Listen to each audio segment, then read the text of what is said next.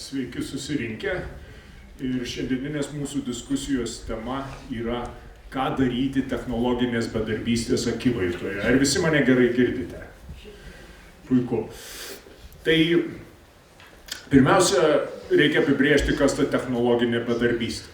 Technologinė bedarbystė suprantame kaip technologijas, kurios pakeičia žmonės ir dėl to atsiranda nedarbas.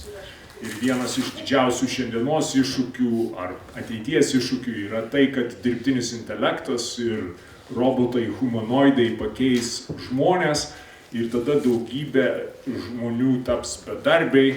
Ir tada klausimas yra toks, kągi daryti tokios gilios ir ilgalaikės bedarbystės akivaizdoje. Ir į šį klausimą neįmanoma atsakyti vien kalbant ekonominiais terminais, kadangi darbas nėra vien tik tai ekonominė sąvoka. Darbas žmogui yra labai svarbus tiek žmogiško orumo prasme, tiek gyvenimo prasmės išpildymo prasme, tiek socialinių tinklų mezgimo prasme. Ir būtent dėl šios priežasties šiandienėje diskusijoje mes turime ekonomistą, profesorių Raimundą Kuodį, kuris taip jau įvyko, kad yra ir Seimo narys, ir filosofą, jums gerai pažįstamą, kuris nėra Seimo narys. Gintą Mažeikį, kuris nėra Seimo narys, bet yra filosofas.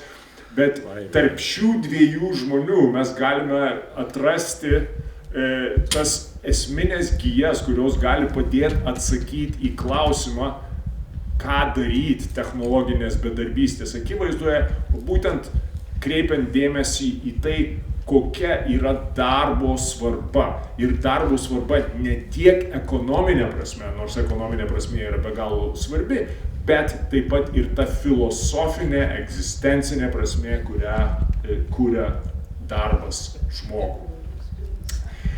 Tai keletas žodžių apie pačios technologinės bedarbystės kontekstą. Mes žinom, kad dabartinis kontekstas, kai atsiranda dirbtinis intelektas ir tie robotai humanoidai, arba vadinkim juos humanoidais, nėra pirmasis technologinės bedarbystės laikotarpis. Kažkada tai arklius pakeitė geležinkeliai, vėliau automobiliai, mašinos ir taip toliau. Ir visais tais laikotarpiais atsirasdavo bedarbystė, bet ilgainiui ta bedarbystė susireguliuodavo ir žmonės atrasdavo kitus užsiėmimus ir nebereikėdavo dirbti nuobodžių darbų. Tai klausimas yra, kiek pagrįstas nuogąstavimas, kad dabartinis laikotarpis yra kažkuo ypatingas. Na, jeigu taip kalbėti apie bendrus skaičius, tai laikoma, kad žmonijos, pasaulio mastu žmonijos darbingo amžiaus žmonių skaičius stabilizuosis maždaug ties 2070 metais ir tada darbingo amžiaus žmonių skaičius pasaulyje bus 6,3 milijardai žmonių. Iš jų yra skaičiuojama, ir vėlgi čia tos projekcijos yra tokios apytikslės, iš to skaičiaus laikoma, kad apie 4 milijardai darbo vietų gali būti pakeičiamos dirbtinio intelekto arba tų humanoidų. Tai reiškia, darbo vietų darbingo amžiaus žmonėms liks maždaug 2,3 milijardų. Bet tai kalba eina apie labai ilgą 50 metų perspektyvą. Jeigu kalbėti apie artimesnį laikotarpį, tai artimesnių laikotarpių mes jau dabar matome, kad pavyzdžiui universitetų absolventai nebegauna darbo, kur anksčiau gaudavo teisės kontorose, konsultacijų įmonėse, bankuose ir taip toliau, kur būdavo tokie darbai, kurie būdavo pradžia įėjimo į taip vadinamą vidurinę klasę. Tai akivaizdu jau dabar, kad tų darbų, tų tokių įeinamųjų darbų, vadinasi entry level, ar ne, aš nežinau kaip tai pavadinti tiksliau, tų darbų atsiranda vis mažiau, nes juos pakeičia tas dirbtinis intelektas. Tai šiandieninė mūsų diskusija būtent susitelks į klausimą, kokia yra darbo svarba pirmiausia. Darysim prielaidą, kad ta technologinė bedarbystė yra realus pavojus, nors žinoma apie tai galima ginčytis, bet darysim prielaidą, kad tai yra svarbus ir didelis iššūkis. Ir tada klausime, kokie turėtų būti viešosios politikos atsakai arba galėtų būti viešosios politikos atsakai į šį iššūkį. Diskusijos tvarka tokia, kad apie valandą diskutuosime tarp dviejų pašnekovų, o paskui perduosim mikrofoną į auditoriją ir auditorija galės užduoti savuosius klausimus. Tai leiskit pradėti nuo pirmo klausimo. Ir pirmas klausimas susijęs su ta pačia darbo svarba ir protestantiška etika. Senas klausimas krikščioniškoje doktrinoje, yra tas, ar galima išganymą užsitarnauti gerais darbais, ar tai yra malonės suteikiama, malonės suteikiamas tikėjimas ir tada tikėjimas išgano, ar ne? Protestantai laiko, kad darbas gali būti išganimo šaltinis, o šventas Augustinas sako, ne, čia yra tik tai predestinacijos klausimas. Tai Gintai, ar galėtum šiek tiek išplėtoti darbo svarbą tiek protestantiškoje etikoje, tiek katalikiškoje etikoje, prieš tai, kol pereisim prie labiau pasaulietiško darbo svarbos įsivaizdavimo. Įdomu, kad Lietuvoje yra, kai kalbam apie darbą, dažniausiai iškyla būtent Maksas Weberis ir jo protestantiška etika, kuri sako apie tai, kad apie mūsų išrinktumą. Čia pirmiausia, sekant Jonu Kalvinu, jis tai sako, apie mūsų išrinktumą, dievišką išrinktumą, liudija sėkmė mūsų darbuose ir kaip mes esame į tai įsitraukę. Jeigu mes ten esame labai stipriai įsitraukę ir mūsų darbus lydi sėkmė, ir jeigu mes atsiduodame šitiems darbams, tai yra ženklas, kad Dievas mus pasirinko ir mes esam palaiminti. Todėl ieškokit savo darbo ir savo sėkmės ir jai atsiduokite tam darbui visai. Tačiau keistumas buvo Makso Weberio tai, kad jis manė, kad iš to jau pakanka gali išvesti kapitalizmą, tai yra industrinė visuomenė, nors iš to galima lygiai taip pat išvesti ir atsidavusius žemėj ūkininkus ir jokios industrinės visuomenės nesigaus. Maksas Weberis buvo pakankamai kairysis, nors dažnai jį priskiria prie dešiniųjų, atmenant tai, kad Bavarijos Respublikoje 1918 metais, kur iš viso socialistinė Bavarijos Respublika gyvavo pusmetį, jis suspėjo atvažiuoti ir perskaityti paskaitas. Tai čia yra toks požymis. Man yra įdomus kitas autorius, kuris specialiai parašė knygą apie darbą. Tai Ernstas Jungeris, kuris nelabai Lietuvoje žinomas, todėl kad buvo nacistinės Vokietijos Wehrmachto karininkas, o prieš tai buvo ir Pirmo pasaulinio karo karininkas. Ir jis parašė tokį kūrinį Darbininkas, jo gestaltas ir viešpatyje, Der Arbeiter, Gestalt und Herrschaft. Tai štai šitame kūrinyje jis pabando aprašyti, kas yra darbas egzistencinė, būtent plačia egzistencinė prasme. Ir Heideggeris ir vėlgi susijęs su nacizmu buvo labai susižavėjęs šituo jo kūriniu ir apskritai laikomas tas kūrinys pagrindiniu apibrėžiančiu modernųjį gamyklinį fabrikinį darbą. Ir darbui yra priskiriamos tokios charakteristikos. Pirma, darbas yra tai, kas mobilizuoja žmonės. Mobilizuoja tam tikrą tvarką. Ryte atsikelia, dirba visą dieną, atsiduoda visam darbui, vakare grįžta pavargęs, pailsi truputį, ryte vėl keliasi ir ta mobilizacija taip stipriai veikia, kad galų gale šitas mobilizacinis industrinis charakteris pradeda veikti visą visuomenę. Anaiptol ne tuos administratorius, kurių čia kaip tik bandai pasigailėti. Tai Jungeris net nekalba apie juos. Jis mano, kad tikras darbas yra tas darbas, kurį mes dirbame fabrikuose, technologinis darbas. Ir jis sukonstruoja visuomenę. Ir tada jis įveda tokias savokas, kad štai šitas darbininkas yra linkęs totaliniai mobilizacijai. Totaliniai mobilizacijai ne ta prasme, kad į armiją visi žygiuotų, nors tai su armija yra labai susiję. Bet totaliniai mobilizacijai, kuris sako, kad visa visuomenė kaip turi būti mobilizuota ir gali būti mobilizuota kaip gamybinė sistema. Ir kaip šita gamybinė sistema, jis sukuria tam tikrą vidinę tvarką, kuri gali pakeisti ir išlaisvinti žmonės nuo būtinumo kariauti ir užsiiminėti visokiamis nesąmonėmis, pavyzdžiui, Mergelio saloje organizuoti kažkokius tai ištvirkusius šitos oligarchų klubus. Taigi, tokiu būdu sukuriama toks, sakyčiau, hiperdarbininko idealas ir šitas darbininkas yra visos tikrovės pagrindas ir todėl Jungeris jam priskiria herojiškumą. Tai herojiškas darbas. tą herojišką darbą jis dar turi pajusti. Ne kiekvienas einantis į gamyklą stovintis prie staklių pajunta savo herojiškumą.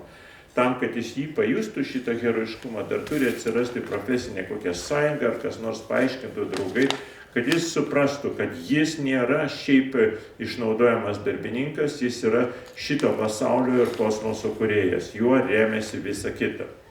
Niuansas yra tas, kas jeigu patikėti, o aš tikiu šiuo atveju Jungeriu, kas atsitinka, kai šitų darbininkų mobilizuotų, ant kurių pečių stovi tikrovė, nelieka, kai jie pradeda byrėti ir kada vietoj darbininkų užsiema Vytautas klausia, kaip apginti vargšus administratorius, kurie, matai, bus atleisti, nes popierių nebereikės jiems rašyti. Tai reiškia, kad netgi pats klausimas yra užduodamas taip, kad egzistenciškai darbas nebesuprantamas kaip tikrovės pagrindas. Ir ar tai toks pat darbas? Pats Jungeris gyvenimo pabaigoje suabejojo šituo pagrindiniu savo darbu. Štai dėl kokių priežasčių. Prie to, ką dabar aš įvardinčiau dabartinėmis sąlygomis, apie ką Zigmundas apie ką jau dabartiniai Zigmundas Baumanas ir kai kurie kiti kalba apie liquid society, apie visuomenės takumą, kada atsiranda taip labai didelė dinamika ir pamatuoti tikrovę šituo mobilizaciniu būdu nebeįmanoma. Bet problema ta, kad mes, kai kalbame apie darbą, dažnai nurodome ne iki galo suprasdami tą darbininkų visuomenę, kurios neliko. Tada kas kitas gali tapti pagrindu štai šitos mūsų tikrovės? Kas kitas? Jungeris įvardyja, kad to mobilizacinio ir herojiško darbo pagrindas taip pat yra radikali hierarchija. Vadinasi, kuo mažiau biurokratų ir kuo stipresnė hierarchija, tuo lengviau organizuoti stiprų reikšmingą darbą, bet jis nekalba apie tai, kaip darbininkai lengvai įsisavins naujas kompetencijas, kaip jie judės iš vieno fabriko į kitą, kaip jie išmoks naujus dalykus ir kad pasaulis gali remtis ne fabriku. Bet ką reiškia pasaulis, kai jis nebesiremia fabriku, tai liko nebeaišku. Jeigu mes išmetame darbą kaip egzistencinį pagrindą, būtent tokį, kokie prašo Jungeris, o ne kalkuliatoriaus darbą, kur žmogus užima kalkuliatoriaus vietą, tai tada mes pati tikrovės samprata tampa nebeiški ir kas ją pakeičia. Jos nepakeičia bažnyčia, tikrovė netampa atrama, jos nepakeičia ūkis, ūkininkas, šeima, jo nėra, kas paremtų tikrovę. Jos nebepakeičia, tikrovės neberemia darbininkas, ant kurio pečių visą tai stovi, tada ant ko visą tai remiasi. Ir tada atsiranda pasiūlymai tokie. Pirmas pasiūlymas yra, kad remsis kūrybinėm organizacijoms, laisvais menininkais, kurie čia kažką tai daro. Tai sukelia dažnai ironiją, kad, negaliu patikėti, kad bohema yra, žinote, vyną pompanti, bohema yra pasaulio pagrindas. Tada kas, klausimas yra, ir tada iškyla Jungerio dar minėtas dalykas, jeigu nebus pagrindas visuomenės, čia Jungeris tarpukaryje rašo, jeigu visuomenės pagrindas nebus darbininkai, kas tada? Ir jis atsako, tada bus kariuomenė ir armija. tada ateis kariuomenė ir armija. Kodėl ateis kariuomenė ir armija? Todėl, kad žmogus iš prigimties yra blogas. Taip, tai čia Jungerio ambicija suprasti darbą, organizuotą darbą fabrike kaip visuomenę organizuojančią funkciją iš esmės yra labai ambicingas. Prie to tikriausiai galima bus sugrįžti, bet leiskit permesti klausimą Raimundui. Raimundas yra padaręs tokią apžvalginę studiją, kurią pristatė, ir joje yra kalbama būtent apie darbą 21 amžiuje. Ta studiją galėsit iš Raimundo gauti, jeigu norėsite, ji turbūt yra viešai prieinama arba taps viešai prieinama. Ir ten Raimundas kalba apie technologinius optimistus ir technologinius pesimistus. Ir viena iš technologinių optimistų atmainų sako, žiūrėkit, kodėl jūs pergyvenat dėl šito technologinio nedarbo, mes visi galėsime gyventi naudodamėsi beribių laisvalaikiu, vietoj to, kad dirbtume ar juo labiau eitume į fabriką, stovėtume prie staklių, už mus dirbs robotai ir dirbtinis intelektas ir viskas, ką mes galėsime išpildyti savo žmogiškąjį potencialą, aš nežinau, vieni ridikėlius sodindami, kiti megzdami beretės ar dar kažką. Tai, žodžiu, tas technologinis optimistas sako, kad darbas nėra esminė žmogaus siekiamybė, kaip tik laisvalaikis yra technologinė siekiamybė. Ne technologinė, bet tokia egzistencinė siekiamybė. Kaip jūs atsakytumėt į šių technologinių optimistų teiginį apie tai, kad mes iš tikrųjų turėsim labai gerą laiką šitoj technologiniai bedarbystėj? Ačiū, sveiki visi.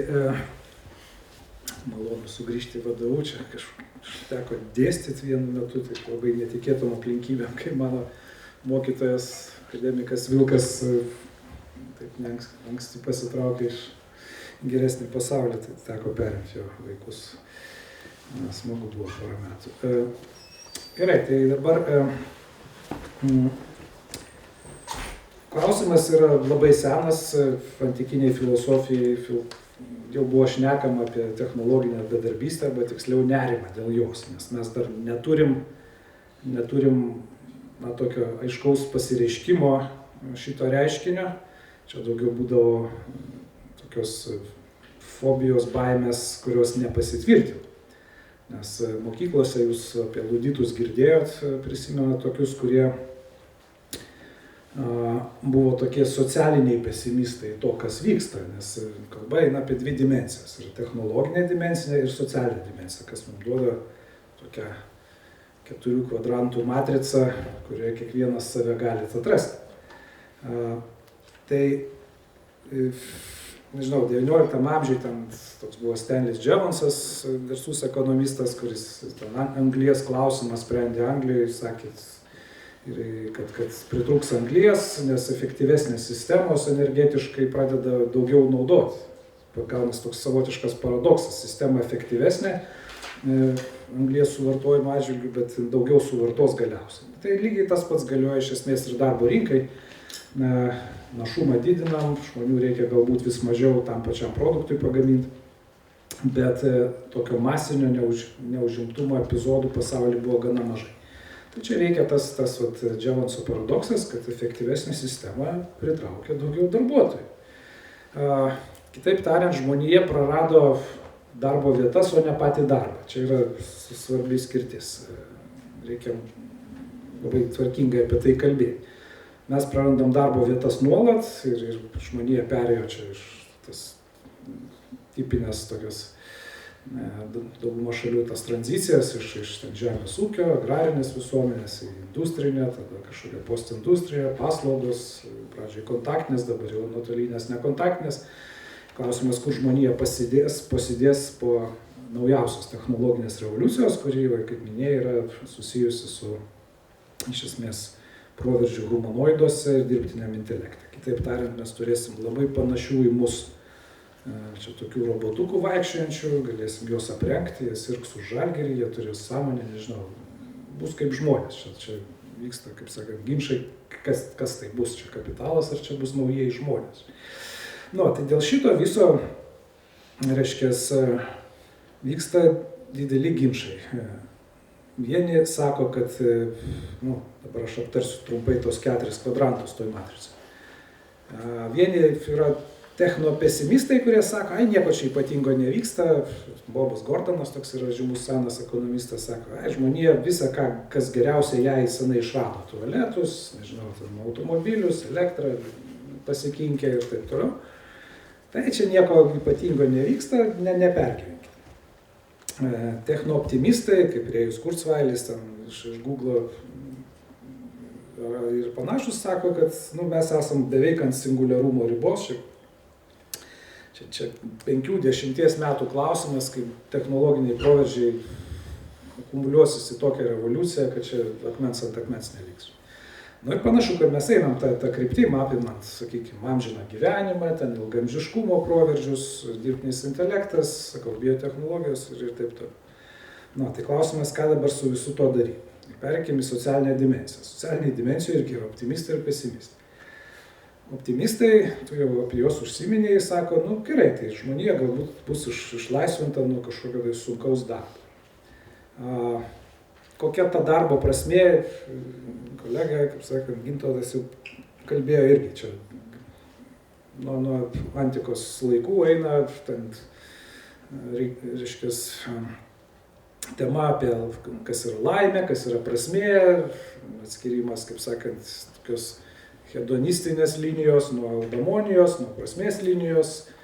Tai čia yra apie ką pagalvoti. Tai yra, kas mes ir kuo mes norim būti. Ar darbas yra kaip šiuolaikiniam tokiam, mainstreaminiam economicse, komikse disutility, tai yra dalykas, kurį reikia minimizuoti, reiškia, ar tai yra kažkas daugiau. Ką jau paminėjai, tai yra savirealizacija, tai yra gyvenimo disciplina, socializacija. Mes dar vaikštom, susipažįstam su žmonėm, save realizuojam kūrybiškai ir mažiau laiko yra gulėti ant pečiaus ir galvoti apie kažkokius tai, nežinau, bambalius. Tai socialiniai pesimistai sako, kad tol, kol mes nesam perprogramuoti, o čia turbūt irgi nauja galimybė, neuro interfeisai jau yra, mus gal perprogramuos, gal mes būsim patenkinti to gulėjimo ant pečiaus ir gaudami kokias nors, pavyzdžiui, universalias bazinės išmokas. Čia tas eksperimentas, daug žmonių nustemba, kad čia ne kokie nors radikalūs kairieji siūlo tas išmokas, o Davoso žmonės. Nes jie bando mąstyti, koks bus paklausos generavimo mechanizmas laikotarpiu, arba epochai, kai didžiąją dalį dalykų darys robotai. Kas nupirks ir kaip, tai ką jie padarys. Čia labai svarbus dalykas, kaip sakant, Alfredas Maršalas mus išmokė, čia klasikinis politekonomas, kad žirklės kerpa abiem ašmenimis. Tai neužtenka turėti pasiūlos pusės, reikia turėti paklausos pusės, matymai yra atvirkščiai. Tai Davoso žmonės žiūri jau, kaip čia mūsų užimti, duoti pinigų ir perprogramuoti, kad mes nekeltume socialinių revoliucijų. Ir galiausiai 4 kvadrantas yra optimistai, bet socialiniai pesimistai. Tai čia irgi Google žmonės, kai kurie, kurie patys prisidėjo prie dirbtinio intelekto kūrimo, jie sako, labai didelė rizika, kad tos technologijos gali būti pakreiptos blogiem tikslam. Ta mes jau matom, nežinau, socialiniuose tinkluose, bet kur, kai prieš mūsų pačius nukreips mūsų pačių išradimus. Vienas dalykas ir kitas dalykas, kad tos technologijos taps antiek pranašesnės už mus, kitaip tariant, tiek dirbtinis intelektas bus geresnis negu natūralusis, kad dauguma mūsų bus tiesiog nereikalingi, nes mes niekaip negalėsim konkuruoti su šitom mašinom, su tais humanoidais, kurie bus ir fiziškai stipresni. Taip, nes, kaip sakant, egzoskeletai geras išradimas, bet egzoskeletas, jis jau, aišku, bus nebe egzoskeletas, jis nebus išorinis mums. Bet tai bus tiesiog humanoidai, jūs jau turbūt skaitėte čia prieš savaitę kitą, kad Muskas uždaro 2 modelių gamybą, Teslos S ir X, ir pradės masinę gamybą humanoidų. Tai? Ir jis galvoja, kad šitie daiktai, reiškia, bus visiškai revoliuciniai, nes tiek gerąją, tiek galbūt ir blogąją prasme. Tai apibendrinant, kai mes turim čia tos 4 kvadrantus, ginčas galiausiai bus empirinis, ne? Ar mes surasim kaip žmonija naują užsiėmimą? Jeigu nesurasim, tai gal mus patys save perprogramuosim, kad tai yra naujoji realybė ir su ja viskas tvarkoj. Tai bazinių tų universalių išmokų šalininkai būtent taip ir sako, mes čia galėsim tapyti, turėsim krūvas laisvalaikio, būsim kūrybingi. Kol kas aš labai abejoju, reiškia, ar šita naujoji realybė laimės prasme bus geresnė negu dabartinė. Tai čia keliolikos metų klausimas, kaip paaiškės, kaip realizuojasi visos šitos rizikos. Kol kas jos realizuojasi gana prastai, jeigu pažiūrėsim į politinę sceną, tai politinėje scenoje to technologinio bedarbystės nerimo ženklų yra pilna, jau kuris laikas. Trumpų visokių iškilimai, populistų visokių dešiniųjų, jie žaidžia ant šito dalyko, kad kažkas deindustrializavo ten pusę Amerikos, kinams atidavė, reiškia, kažką ten. Tie žmonės pradeda eiti iš proto, fentaniliai, visokie opioidų krizės ten ir kiti savigalabėjimosi būdai. Tai politiniai scenoje mes matom šitos dalykus jau. Mes paprastai nesuvedam taškus, iš kur čia tas prasidėjo, nes dalykai yra tikrai vykstantis taip senai, kad kartais sunku suvesti. Čia reikia genialių, kaip sakant, tyrimų, kad suvesti kokį nors abortų legalizavimą prieš 20 metų ir nusikalstamumo sumažėjimą po 20 metų kokios nors Amerikos didžiosiuose miestuose. Tas buvo parodyta, taip sakant, genialiais darbais, nes, visiškai logiška, negimė kažkokie vaikai asocialiuose šeimose ir po 20 metų jie nedarė nusikaltimų. Tai lygiai taip pat ir su visom čia deindustrializacijom ir visais kitais dalykais, reikalai jau čia vykstantis po 30 metų ir daugiau, čia 3 globalizacijos banga. Reiškia, o po 30 metų ateina koks nors Trumpas ir sako, kiniečiai kalti, nors kalti patys respublikonai, kurie politiškai aptarnavo šitą, reiškia, liberalizavimo, tokios globotikos sukūrimo, reiškia, procesą. Tai paprasti žmonės niekaip nesuveta šitų dalykų, čia mums, kaip sakant, kurie skaitom kažką, domimės, irgi sunku atrasti tokius dalykus, o labai įrodyti. Bet pasiekmes, sakau, matom, tos pasiekmes yra gana šlykščios ir dar čia ne pabaiga, nes tas populizmas dešinysis jis veda prie galimai visiško chaoso tarptautinėje erdvėje, ir taip toliau. Tai gal pradžiai įvadui tiek, o po to jau žiūrėsim, kur čia mus nuvesi. Gerai, tai grąžinant temą prie Gintauto įžangos, iš tikrųjų, pats minėjai, kad toje darbo sampratoje yra labai svarbus toks visuomenę organizuojantis aspektas. Bet seniai baigėsi ta fabrikų era, arba jinai jau nėra tokia svarbi, kaip buvo tarpukariu, o vis tik tai darbas išlieka svarbus keliais aspektais. Vienas aspektas tai yra tai, ką paminėjo Raimundas, kad darbas padeda žmogui pačiam mobilizuotis kažkaip tai, ar ne? Ir nesvarbu, koks tas darbas yra, bet jis turi tą mobilizacinę ir savivertės, taip pat mobilizaciniai ir savivertės aspektai, kitais žodžiais tariant, mes norime būti kitiems naudingi, kai mes dirbame, mes esame naudingi kitiems ir tai savotiškai įprasmina mus kaip socialinės būtybės.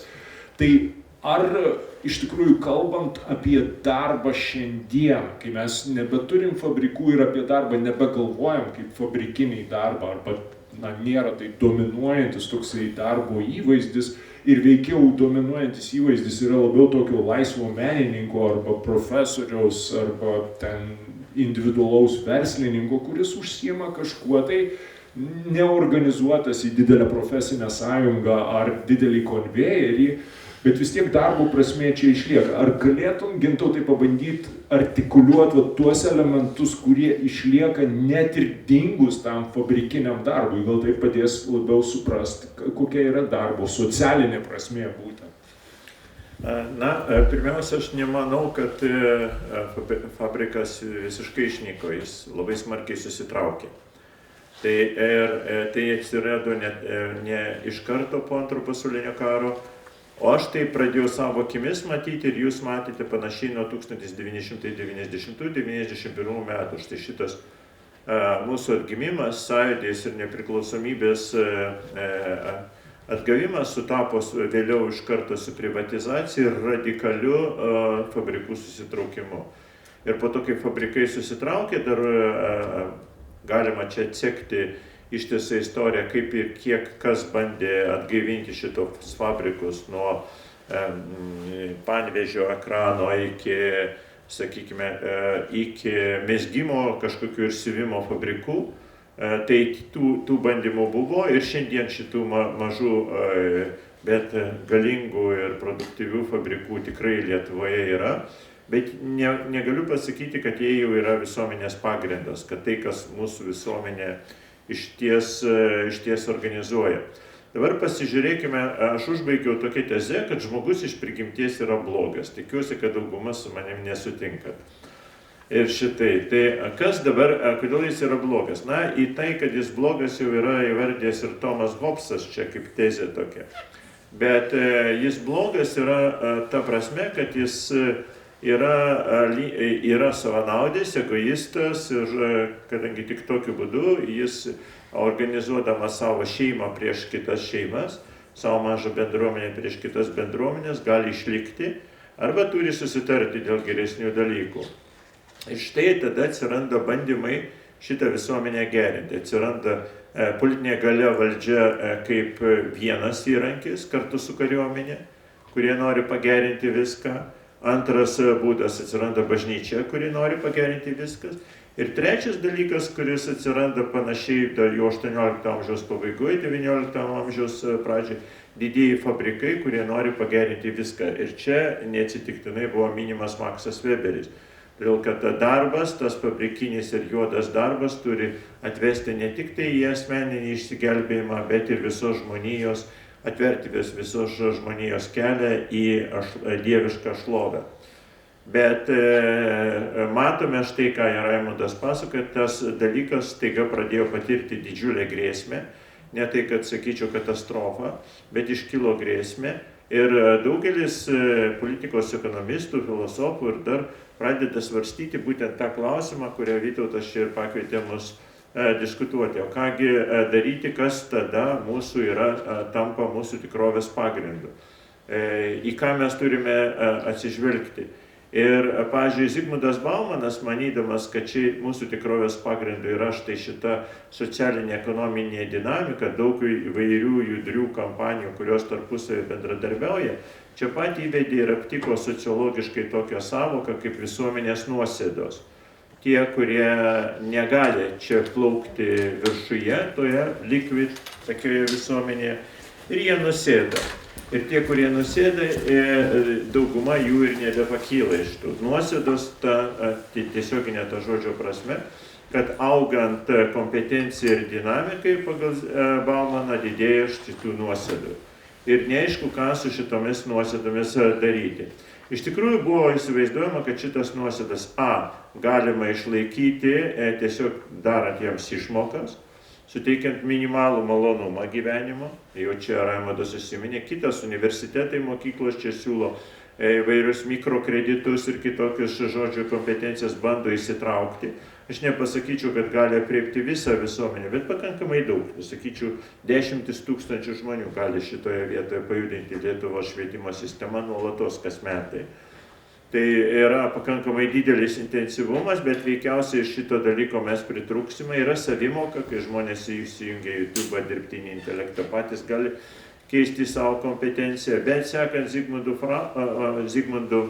Freudo, noriu pasakyti, Baumano, visą laiką tų nuosėdų iš tikrųjų daugės, kurios negalės susiorientuoti, ką čia su jais daryti. Ir dabar mane nustebino štai šitas, žinote, ne Ukrainos karas prieš Rusiją, o Rusija, kaip Rusija organizuoja karius. Tai yra, štai aptiko tokią formulę Putinas, kad jeigu rusų piliečiams siūlyti tarp 2 ir 3 tūkstančių eurų atlyginimų į mėnesį į rankas, plus premijiniai pasirašant sutartį, plus garantijos išeinant, tai vidutiniškai Rusijoje per vieną mėnesį tokių žmonių atsiranda 30-35 tūkstančiai, kurie mielai žygiuoja žudyti ir niekiek nesukdami savo galvos apie tai, kad jie daro gėrį. Ta prasme, mes įsivaizduojam, kad jiem išplautos smegenys, jie eina žudyti ir sako, štai aš sukursiu kažkokį tai gėrį, geresnę visuomenę. Nėra ten vizijos jokios geresnės visuomenės. Iš viso tokios ideologijos nėra geresnės visuomenės. Tai ko jie ten eina? Jie eina uždirbti pinigų. Jeigu jūs pasižiūrėsite apklausas, kuriomis negalima, žinoma, pasitikėti, kas Rusijoje dedasi, bet šitą jos liudija, tai dauguma žmonių, kurie neina, jiems negaila žuvusių. O kodėl klausia, kodėl negaila? Todėl, kad jie pasirašė darbo sutartį. Ir čia žiūrėkite, koks įdomus įvyksta pakeitimas sąvokos. Kariauti, žodis kariauti pradeda reikšti dirbti. O dirbti reiškia, kad čia tavo reikalas, čia tavo biznis. Iki, sakyčiau, netgi iki šito Rusijos karo žodis kareivis, kariauti, nieko bendro neturi su darbininku. Tai ne darbas, tai yra visai kita veikla, suprantama. Yra darbininkai, yra kareiviai, atskiros kastos. Ir tiesiog jų sąvokos nesusikertančios. Ta veikla, kuria jie užsiima, manoma, esmingai skirtinga, negali būti svarstoma kaip ta pati. Dabar Rusijoje taip pat atsiranda, bet ir Jungtinėse valstijose tas pats jau atsirado, malšinti visokias riaušes tų pačių bohemščikų. Ar ne, kurie protestuoja, nori žodžio laisvės, kūrybos, piešti, ten dar kažką. Tai kaip juos reikia numalšinti, tada paskelbi vėlgi priėmimą į darbą. Ir ne tai, kad Rusijoje ateina virš milijono žmonių įsidarbinti į tokį darbą, malšinti šitos visus kūrėjus ir menininkus, kurie čia turėtų būti naujoji atrama visuomenės, bet ir Jungtinėse valstijose mes matome. Aš dabar žiūriu dinamiką, ne tai, kad jie ten muša, persekioja, šaudo, bet kiek žmonių įsidarbina Amerikoje šitą ICE kompaniją, atmenu, kad jiems ten apsimoka, jiems yra darbas, jie supranta. Jūs turite omeny tą kampaniją prieš imigrantus ir imigrantų deportaciją. Taip, ir emigrantų deportacija, jie eina tai kaip į darbą, atsiranda vidinės represinės struktūros, kurios sako, mes jūs norime priimti į darbą. Iš kur jie ateina šitie žmonės? Jie ateina iš nuosėdų, iš ten, kur jie yra nereikalingi. Todėl, kad darbininkas iš fabriko, turintis gerą atlyginimą, jis neis šitom nesąmonėm užsiiminėti. Tai vadinasi, jis ateina gali mesti savo darbą, nebeužsiiminėti tuo, ko jis užsiiminėjo, kadangi tai nebeturi jokios prasmės, nebekuria jokio pasaulio, jokios visuomenės, tai jis ieško tokios vietos, kur tai būtų prasminga. Ir staiga pasirodo prasmingiausia veikla eiti žudyti, mušti arba kažką tai sulaikyti, ir tada pasirodo reikia vis daugiau ir daugiau varžtų įvesti, tokių, kad visuomenė nesubirėtų į šipulius, į tą įsivaizduojamą visuomenę, kurios mes projektą turime. Aš turiu kitokį visuomenės projektą, kur šitų varžtų galbūt ir nereikėtų, bet kitokie alternatyvūs projektai beveik neprasimuša į politinę ir visuomeninę sąmonę, kad kitaip visuomenę galima organizuoti.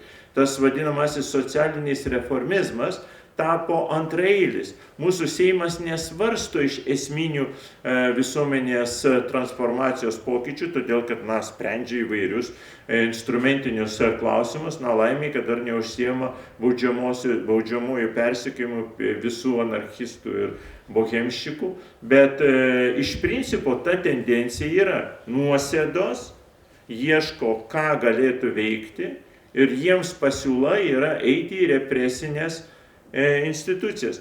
Žinoma, kad mes dabar galime pasvajoti, kad atsiras robokopai, ar ne, kurie pakeis ir policininkus. Oi, bus siaubinga tada.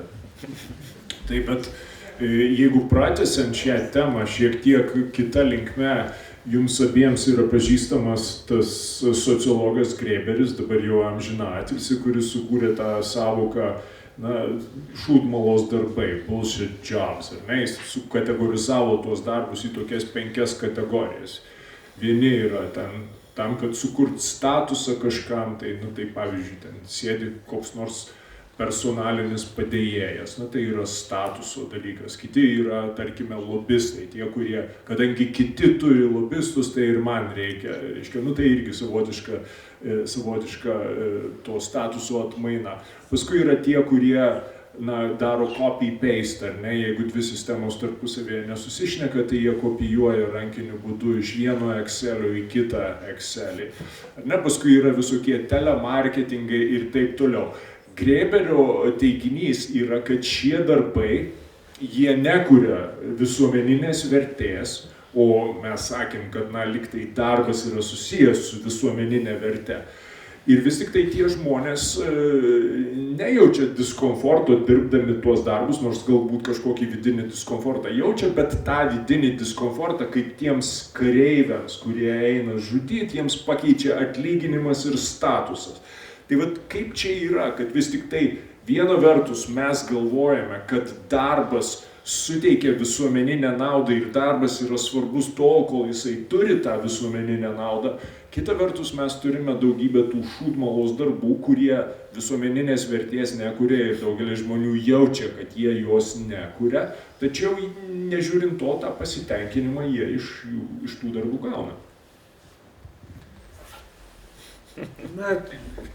Pas Greiberį viskas prasideda, kiek atsimenu, nuo Keyneso, nuo Keyneso vieno garsaus straipsnio, kuris bandė pafilosofuoti apie ekonominės perspektyvas vaikaičiams, ne? Kaip gyvens anūkai, įsivaizduokit. Tai jisai prognozavo ir klaidingai prognozavo, kad mes dirbsim, bet labai vis mažėjančią dalį savaitės. Ne? Čia susišaukia su ta visa žaliaja, kaip sakant, dimensija, čia ir mūsų premjerė čia šneka apie 4 dienų darbo savaitę, skandinavai eksperimentuoja. Tai Keynesas galvoja, kad šituo metu jau tas turėjo būti senai įvykę ir Greiberis nuo to ir pradeda tą savo, knygą, atsispirdamas nuo Keyneso ir klausdamas, o kodėl taip neįvyko. Todėl, kad žmonija pasirodo išradinga prisikurtų šūdmalos darbų. Ta knyga yra lietuviškai, jeigu ką galite pasiskaityti. Tai jisai iš tikrųjų ten klausia labai teisingų dalykų, kodėl kokie nors japonai turi gerokai mažiau teisininkų negu amerikiečiai. Todėl, kad ten yra garbės žodžio kultūra, ranką paspaudė, sutarė, nereikia jokių popierių, jokių nieko. Tai jeigu neįvykdėjai kontrakto, tai ten persirėši pilvą ir panašiai. Tai taip, iš tikrųjų žmonija prisikūrė tokių abejotinos vertės darbų, apimant teisininkus, kurie armijos teisininkų korporacijose kovoja prieš kitus teisininkus, todėl kad patys teisininkai sukūrė savo paklausą, perimdami kontraktų rašymą, teisinę kalbą, kontraktuose retai, kada gali numatyti visas gyvenimo aplinkybės, arba ten states of nature, kaip ekonomistai jas vadina, ir jas aprašyti. Tas tiesiog neįmanoma, reikia tiesiog kažkur brėžti brūkšnį ir geriausias kontraktas tada tampa tiesiog rankos paspaudimas, nes jis apima tada visą state of nature. Visi mes suprantam, ko iš manęs nori, aš suprantu ir padaro, be jokių ten teisinių.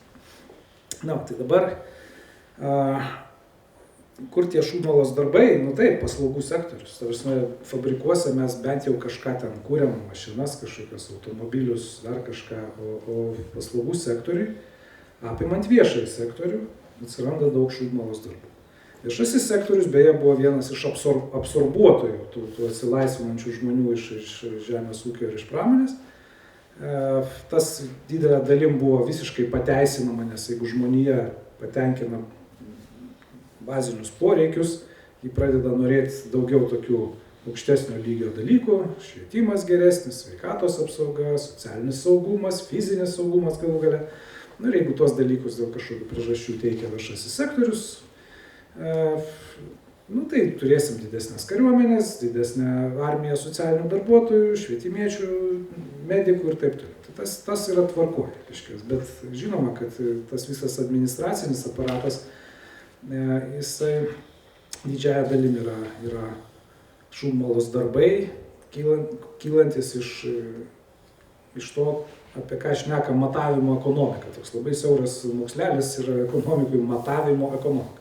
Ten viena iš tokių genialių tezių yra, kad kuo detaliau tu pradedi matuoti rezultatą, tuo labiau ciniškėja žmonės.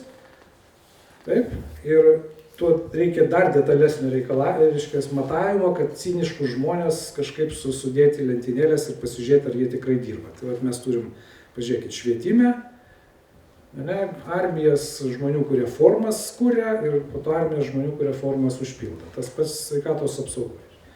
Nors visą tai galėtume pakeisti tiesiog pasakymu, mokytojau, būk etiškas, mokyk kaip geriausiai išmanai, be jokių ten formų, lentelių pildymų ir panašių dalykų. Tai čia yra tie šūdmalos darbai. Tai kelias iš to, kur mes čia eisim, yra atsakymas sudėtingas. Keynesas būtų pasakęs, kad tie šūdmalos darbai yra geriau negu nieko.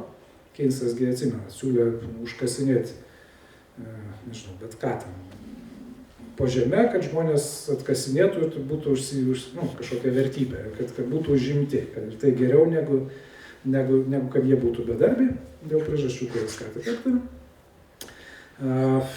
Kur padėti tos žmonės? Vat didysis dalykas. Tai padėti reiks labai daug. Mes dar visai neseniai galvojom, kad tokių žmonių bus nedaug, nes genialių žmonių nepakeisi, tas iš esmės tiesa. Visiškai nekvalifikuotų galima pakeisti, bet neapsimoka.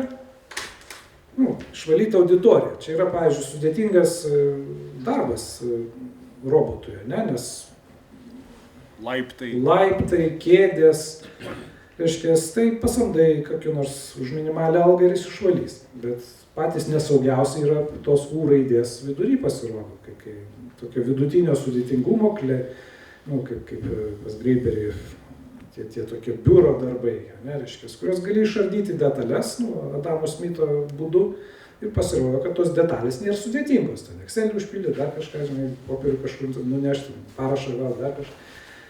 Tai šitie žmonės pradeda panikuoti, nes jie kaip ir išsilavinę, jie baigė universitetus, jie tikėjosi, kad jų ateitis yra saugi. Realinio tas ateitis nesaugi.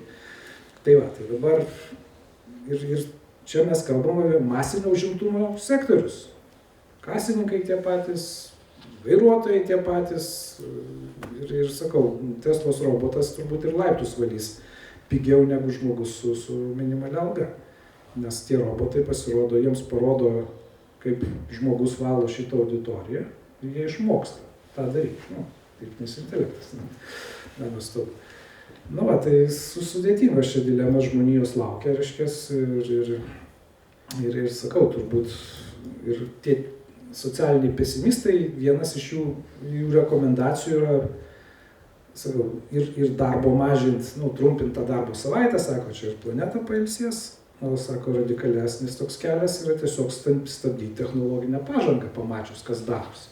Kas, aišku, yra labai sunku, nes sunku sukoordinuoti žmonijai į teisingą pusiausvyrą, nes jeigu tu stabdysi, kitas nestabdys ir tu praloši. Tai žmonija su šitom viešosiom gerybėm niekaip nesusitvarko gausybėje vietų, tiek geopolitikoje matom, tiek su klimato kaitas ir panašiai. Tai greičiausiai vyraus pusiausvyrą, kurioje vis tik tai technologijos mus pradės išstuminėti. Tai ką su tuo darysim? Turbūt sekantis raundas.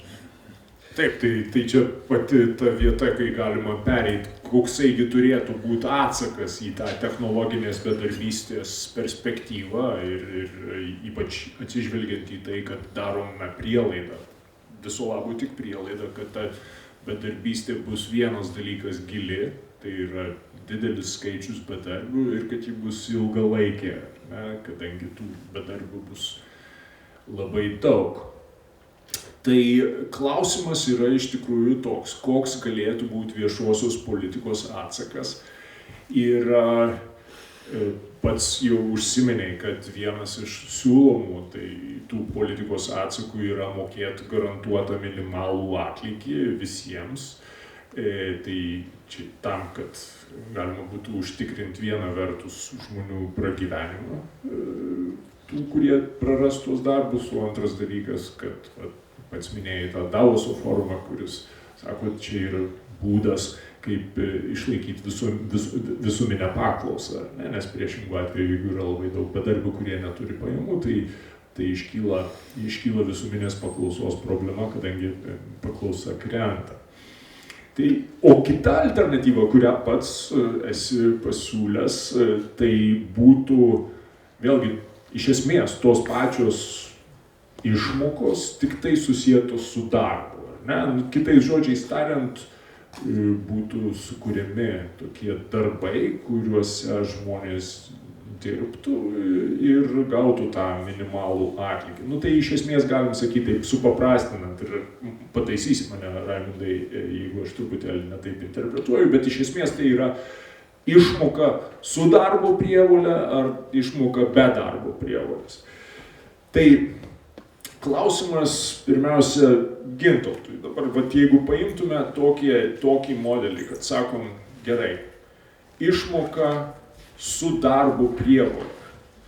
Ar darbas išlaiko tą savo socialinę vertę, kurią mes aptarėme? Tai mobilizacinė, savirealizacinė, socialinių tinklų kūrimo vertė, kurią sukuria darbas. Ar toks darbas, kuris tampa kaip prievolė prie tos išmokos arba sąlyga tą išmokai gauti, išlaiko tuos teigiamus darbo atributus, kuriuos mes norime išsaugoti? Daugelis filosofų aptarė beprasmiško darbo klausimą. Čia, žinoma, geriausiai atsimenamas Alberas Camus, jo Sizifo mitas, stumi tą akmenį ir dirbi. Čia tas akmuo nurieda ir vėl stumi į viršų. Ir jis, rašydamas šitą tekstą, iškėlė tokį klausimą. Sako, pagrindinis filosofinis klausimas, jeigu mes pakliūname į Sizifo mito situaciją, kodėl mums nenusižudyti? Tai pats svarbiausias gyvenimo klausimas. Kai tu gyveni tokiai būklei, tu turi atsakyti, kodėl man nenusižudyti. Ir Camus atsako, jeigu tu nesukilsi ir nemaištausi, verta tau nusižudyti. Todėl, kad prasmės tavo šitoj būklei nėra jokios. Žinoma, tu gali dėlioti tos popieriukus, o gali nusižudyti. Ir tas nusižudymas yra egzistencinė prasme geresnis darbas. Žmogus parodo savivertę bent kokią, o tas, kuris nenusižudo, jis iš viso liurbis. Ir niekam tikęs, net nusižudyti nesugeba. Kitas variantas, tai, ką aš minėjau, kas yra kaip grėsmė. Tada kitą variantą Camus įvardė kaip maištas, maištaujantis žmogus. Tada tu turi dar vieną variantą, tu gali sukilti prieš visą šitą sistemą. Ir šitas sukilimas, jis Camus turbūt atrodo romantiškai, bet man jis neatrodo romantiškai. Man jis kelia tokį nevaldomų riaušių vienoje arba kitoje vietoje galimybę. Todėl, kad prasmingas sukilimas yra tik tada, kai yra idėja, kai yra vedliai, kai mes suprantame, ką veikiame, kai sukuriame ideologiją, žodžiu, didžiulę pasaką. O jeigu maištauji be jokios pasakos, tai čia yra toksai riaušės, chaosas, patirti adrenalino malonumą. Ir adrenalino manija yra vienas iš tokių dalykų, kurių būdu sprendžiama šita beprasmybė. Kas yra maištas? Maištas, apie ką jau Camus nerašo, yra visų pirma vieta, kur jūs galite gauti labai daug adrenalino. Ir tas adrenalino atsiranda pasiūla. Štai jūs nesugebate maištauti ar nusižudyti, bet galima sukurti firmas ir institucijas, kurios jums siūlys, kaip galima gauti daugiau adrenalino. Ir adrenalinas tai yra tokia vieta, toks, sakykime, toks veiksmas, kuris gali būti nelegalus ir legalus. Nelegalus tai dabar važinėja žmonės atsistoja ant traukinių ir nori gauti daugiau adrenalino. O legalus tai, pavyzdžiui, eiti pašaudyti, ar būti pačiam nušautam, ar kažkokią panašią veiklą įsitraukti. Žinoma, kad yra dar vienas toksai niuansas, kurį mes užmiršome, kurio aš neįvardijau. Kartu su darbo visuomenė fabrikais labai panašių laikų atsiranda ir išsiplėtoja taip privatus gyvenimas. Ne privatus sektorius, o privatus gyvenimas, kaip buduarai, kaip savo kambarys, kaip savo namai, kur yra tik mano privatus gyvenimas ir kur negalima įleisti kitų stebėtojų ir kur nėra skirta viešumai. Dalykai, kurie nėra skirti viešumai. Ir pasirodė, kad privatų gyvenimą labai sunku organizuoti, todėl kad dauguma dalykų yra skirti viešumai. Dabar, kai ateina dirbtinis intelektas kartu su socialiniais tinklais, aš matau grandiozinę agresiją prieš visą privatų pasaulį. Tas privatus pasaulis tiesiog yra naikinamas ir sudėtinga. Paklausa tapo, tarp mano draugų, paklausa tapo konfidencialumas. Ta prasme, kad konfidencialu ir antras dalykas, pagal galimybę nėra to stebėjimo kameros, surveillance, ar ne, tos stebinčios sekimo visuomenės. Tas sekimo visuomenės intensyvumas sumažėja. Kai visuomenė kovojanti prieš nuosėdas ir galvojanti apie visas šitas išmokas ir kad nesvarbu, ar jūs dirbsit 4 dienas per savaitę ar 3 dienas, visi tada investuoja į sekimą, kad vadinasi tas, kodėl reikalingas sekimas, todėl kad bijoma, kad visos šitos nuosėdos ir riaušės, tai beprasmybė, kurie atsiranda, sukels pernelyg didelį chaosą, todėl sekimas turi papildyti kontrolę ir kad jeigu kokioje vietoje kaip Rusija susirenka daugiau kaip 4 žmonės, kad iš karto žinotų, kad išvažiuoti vidaus reikalų tarnyboms ir kurios būtų galima patikrinti ir suardyti. Tai šiuo atveju tada atsiranda didžiulė prabanga kaip privatus gyvenimas. Ir šitas privatus gyvenimas, kurį galima išplėsti. Bet tačiau manau, kad šitas privatus gyvenimas, kaip ir kokiam 18 amžiui, bus prieinamas ir suprantamas nedaugelį asmenų. Bet tas privatus gyvenimas gali integruoti labai daug dalykų. Meną, literatūrą, emocinį intelektą. Bet iš to privataus gyvenimo turi būti išstumtas, dėja, tos mus visur, kur stebinčios kameros, todėl, kad tai iš karto pažeidžia privatumą, nes iškrenta į socialinius tinklus ir kai jau iškrenta į socialinius tinklus, tai yra tokia zona, kur reikia suprasti, kad jūs turite turėti kitą odą, viešą odą. Yra privati oda ir yra vieša oda. Ir dirbtinio intelekto didėjimas šiai dienai paradoksaliai sukuria ir nesukuria tą privatumą. Paradoksaliai sakau, todėl kad atsiranda dalykas, kurio aš neišmanau, bet apie kurį esu prisiskaitęs labai daug, kaip dirbtinis intelektas imituoja privatumą. Dirbtinis intelektas, kuris tampa jūsų draugu arba drauge ir sako, kad čia viskas yra labai privatu ir niekas nesužinos apie tai, apie ką mes su tavimi čia kalbėjomės. Nesvarbu, kad tas robotas priklauso visam pasauliu iš karto, bet niekas, žinot, čia yra tokia Dievo keistas. Aš pasakau savo slapčiausią paslaptį Dievui, tai Google protui, ar ne? Ir tikiuosi, kad niekas po to nesužinos, nes visiems jau pasakiau. Tas neįtikėtinas paradoksas, jis visą laiką stiprėja ir dirbtinis intelektas sukuria šitą paradoksą. Kai aš visiems pasakau, tai tikiuosi, kad niekas nesužinos. Bet Gintai, ar darbas yra privatus ar viešas? Aš darbo sąvoką truputį kitaip vartoju, aš jį netapatinu su bet kokia veikla. Man, pavyzdžiui, menininkas kuria, nelaikau aš to, nevartoju žodžio darbas, nes atrodo viskas susipainioja. Ir kareivis kariauja, nelaikau savo žodžio darbas. Bet kai kurie menininkai dirba, tiesiog štampuoja. Kai kurie kareiviai dirba, o ne kariauja, nes neturi nei supratimo, nei orumo šitoje vietoje. Ir darbininkas dirba gamykloje, pagal Jungerį apibrėžiu. Ir dabar šitas jūsų aprašytas tų popierių kilnotojas iš tuščio į pilną, ar jis dirba? Mano manimu, jis nedirba. Tai tu atskiri darbą, reiškia kūrybinį darbą iš esmės arba kūrybą? Ne, aš kūrybą atskiriu ir darbą. Kūryba jis sukuria naujas sferas, o darbas yra tai, ant ko laikosi pasaulis. Aš tą patį klausimą grąžinu Raimundui. Išmoka be darbo prievolės ir išmoka su darbo prievolė. Ar darbas išlaiko tuos svarbius žmogui elementus? Tai yra orumas, tai yra savimobilizacija, tai yra savo socialinės vertės supratimas, socialinių tinklų mezgimas, jeigu tai tampa prievolė. Na, gal auditorijai šiek tiek prieš istorijas, kas ta darbo garantija, nes universitetuose apie tai nedėsto. Universitetuose, kaip minėjau, eina tas mainstreaminis, neoklasikinis komiksas, ekonomiksas, ir ten apie tą darbo prievolę jūs iš esmės nieko nerasi.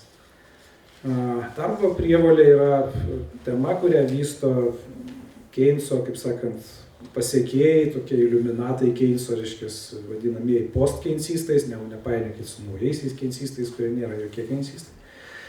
Na, tai čia savokos, aišku, jo valėlis, kurį reikia atnarplioti. Tai tie žmonės, tie post-keynesistai, darbo garantiją ir laiko, na, tokią progresyvę reformą, kuris sprendžia visas tas problemas, apie kurias mes jau beveik valandą čia šnekam. Va, tai jų, aišku, idėja buvo ta, kad, ir čia daug susišaukė su krikščioniška demokratija, beje, aš pats krikdemas esu, tai man patinka šita mintis, kad kuo mes čia skiriamės nuo socialdemokratų, nes krikdemai yra turi atjautą, bet jin tokia reikli atjauta. Aš nenoriu, kad žmogus gulėtų ant pečiaus, ciniškai naudotųsi pašalpom, kurios jam neva tai priklauso, nes loyeriai tokią žmogteisę sukūrė. Aš noriu, kad jisai padėtų pats savo. Jeigu jis to nori daryti, tai ir aš jam padėsiu. Ne? Tai vat, darbo garantija yra vienas iš būdų padėti tokiam žmogui.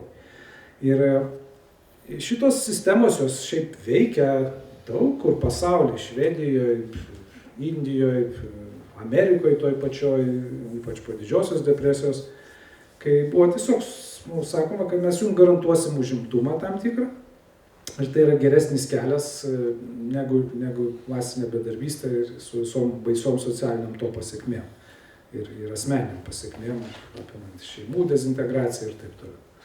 Tai dabar, kur mes galim nukreipti žmoniją teisingom kryptim? Ar yra prasmingų darbų? Daug šnekėjom apie šūdmalos darbus.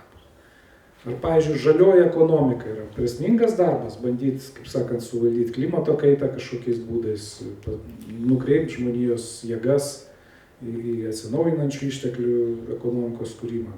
Turbūt sutiksim, prasmingas darbas. Ar, pavyzdžiui, sidabrinė ekonomika, apie ją daug irgi šnekam. Trūksta slaugytojų, tiesiog trūksta pokalbininkų žmonėms, kurie yra seni. Ir mes galim įdarbinti netgi senyvo amžiaus žmonės, tarkim, tos jaunuosius senolius vadinamosius, čia tokia yra grupė 65, 75, tokie, kurie dar tvirti, sveiki, sveiko proto, jie gali padėti žmonėm, kuriems yra 80-85. Sėdi daug būsimų jaunuolių. Taip, aš Mika Jaggerį iškart man ateina į galvą, kaip sakant, strikinėja scenoje, vaikus dar gimdosi. Tai prasmingas turbūt darbas, prasmingas, ne? Aplinkos priežiūra. Vėlgi, kai kurios netgi mūsų savivaldybės eksperimentuoja su darbo garantija, to pačios nepasakydamos, kai už pašalpas reikia atidirbti, kad pijokėlis neitų, reiškia, pragirinėti pašalpos, tuo demoralizuodamas likusius, nes daug kas irgi dirba už minimalias algas ar kažkas panašaus, bet dirba. O jisai gauna beveik tokią pat pašalpą, kai tam viską sudėdė, visas, nežinau, kompensacijas už šildymus ir kitus dalykus, pasirodo, kad netaip jau čia blogai gyventi. Aš jau nekalbu apie vakarų visuomenės, kur po trečią kartą eina jau vaikai, kurie niekada nedirbo, nes jų tėvai ir seneliai niekada nedirbo, nes jie išgyvena iš tų pašalpų. Ten kaip nors dar prisidurdami, ten vogdami kažką ten. šešėlį kažką veikdami ir panašiai. Nu, tai yra tų prasmingų darbų, jeigu gerai pagalvosim, kur mes galim sudarbinti tos žmonės. Japonai, aišku, jau antiek pažengia toli, kad jie jau pereina į imitaciją šitų dalykų, tarsi imitacija darbo, apie tai kalbėjom, bet tai irgi yra iš tos korporacinės kultūros, kad jeigu tu patekai į Toyota 18 metų ar 20, tai tu ir numirsi tenais, ir tai yra garbė, tai yra džiaugsmas. Yra džiaugsmas. Ne, tu ten eini per visą grandinę ir kai tu jau tampi senoliu, kažkokį inžinierių, tai tau duoda imitaciją darbo, bet žmonės mielai tuo naudojasi. Arba tie senoliai, kurie kažką reguliuoja prie šviesoforų, vis tiek dar mojuoja kažkokiam lasdelėm, kad vaikus ten praleist per perėją. Tas irgi turi prasmę, kai pagalvoji gerai. Kad jie neitų iš proto, kad jie jaustųsi orus iki pat, paskutinių dienų. Tai darbo garantija, yra gana išplėtota tema, apie kurią mažai žinoma Lietuvoje. Stengiamės mes skleisti tas mintis. Tai dabar klausimas, ar ta darbo garantija atlaikys tą humanoidų šturmą, nes tie humanoidai kainuos apie 20 000, kiek dabar matau, Kinai daro 16 maždaug tūkstančių, Tesla turbūt brangiau darys, bet jūs įsivaizduojat, kas yra 20 000 šiais laikais. Tai yra visiškai vidutinė automobilio kaina, daugelis iš mūsų galės šitos dalykus nusipirkti. Asmeninius asistentus, kurie darys už mus daug ką, ir tie asmeniniai asistentai galės būti ir visuomeniniai asistentai. Galės laiptines valyti, gatves šluoti, nuo sniego ten valyti ir panašiai. Tai žmonija greičiausiai atrodys labai kitaip. Po 10-15 metų, gal net ir greičiau. Aš norėjau paklausti truputėlį tęsiant šitą temą apie būtent tas savivaldybės Lietuvos, kur iš tikrųjų minimalios socialinės išmokos tebėra po šiai dienai susietos su darbo prievole. Ir yra įtarimas, kad savivaldybės iš tikrųjų šitaip taupo savo pinigus, dėl to, kad vietoj to, kad įdarbint žmogų su visom socialiniam garantijom, jie yra, taip sakant, jiems sudaroma darbo prievolė, bet jie kaip po darbo sutarties jie neturi. Tai dabar, ar jūs įsivaizduojat, kad tas darbas, jisai išlieka toks pats prasmingas tam žmogui, kuris dirba už tą kažkokią minimalią socialinę išmoką, nes savivaldybė sako, kitaip jos negausi tos socialinės išmokos, jeigu ten samanų neravėsi iš šaligatvių tarpų, ar vis tik tai nuvertina patį darbą ir tada mes net nebegalim šnekėti apie tai, kodėl verta išsaugoti tokį darbą tam žmogui, nes jam jokios orumo ar socialinių ryšių ar išsipildymo vertės tas darbas neteikia. Čia gal šiek tiek jau einame gilin į pačios idėjos, kaip sakant, antrą lygmenį. Taip, darbo garantija yra tai, kad būtent tu esi įdarbinamas viešajam sektoriui už minimalią algą. Niekas neverčia tavęs būti šitoj grupiai. Tu visat gali pasirinkti, kokį nori darbą, reiškia, ne už minimalią algą ir privačiam ir viešajam sektoriui. Bet čia tu būtum įdarbintas. Kitaip tariant, su visom socialiniam garantijom ir panašiai, su visais mokesčių mokėjimais. Nuo minimalios algos beveik nereikia Lietuvoje mokėti mokesčius ir taip toliau. Tai čia būtų tokia išskaidrinanti situacija. Aš pristačiau plačiau tą koncepciją trišaliai tarybai čia prieš porą metų su patirtim kitų šalių ir kaip tas atrodo. Nes dabar esam tokioj pilkoj slidžioj teritorijoje, kai sakau, žmogteisių loeriai bando sakyti, kad ne žmogus turi teisę į pašalpas, ne? Yra netgi toks puslapis, kas tau priklauso .lt, tas žodis priklauso. Tai čia yra žmogteisė. Reikia įrodyti, ar priklauso iš tikrųjų ir panašiai.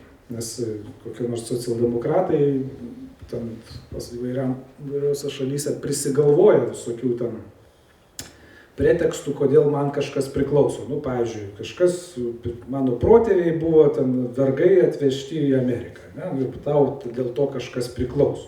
Tai čia yra, sakau, žmogteisynas visas. Nigelas Bigaras iš Oksfordo profesorius puikią knygą parašė apie tai The Problem with Rights, reiškia. Bet teisininkai, jie mėgsta sukurti visuomeniai tokias abejotinos pagrįstumo žmogteisės, kaip aš jas vadinu, kurios dažnai netgi ir brangiai kainuoja. Ne?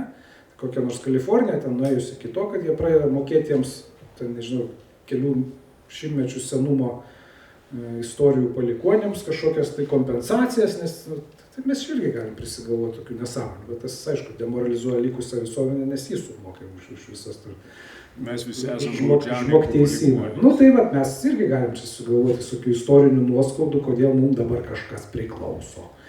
Tai nė velnio nepriklauso nuo atkreipdėmų, reiškia, tu turi suvokti, kad parama socialinė yra, tu neturi ją piktnaudžiauti, tu turi ją užsidirbti, aš suprantu, kad mokam visokius draudimo mokesčius ir taip toliau, bet aš manau, geresnis įmanomas kontraktas socialinis, tai būtent tokio darbo garantija, kur sakau, žmogui išsaugom orumą, bet jisai neprivalo būti šitam klube.